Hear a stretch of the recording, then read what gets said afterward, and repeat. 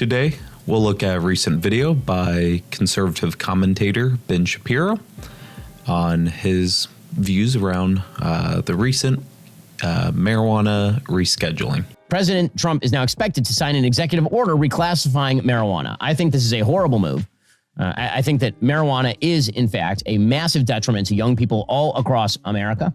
I've held this view pretty consistently for a couple of decades because it seemed to me that all of the talk about how marijuana was completely harmless, non-addictive, and all the rest of it was just not borne out by the science.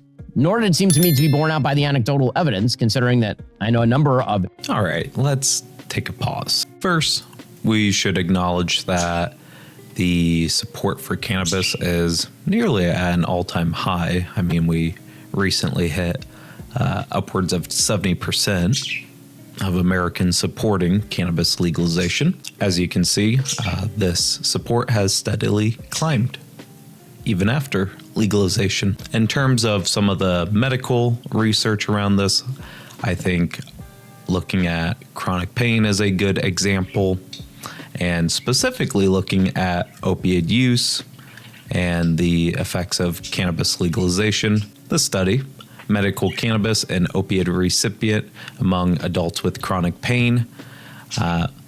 In this study, authors found that the New York State Prescription Monitoring Program was associated with a decrease in opioid use. Another study, Recreational Cannabis Laws and Fills of Pain Prescriptions in the Privately Insured. We know how Ben likes private insurance. These authors found that recreational cannabis legalization was associated with a decrease in opiate fills among the commercially insured adults in the U.S. Let's continue.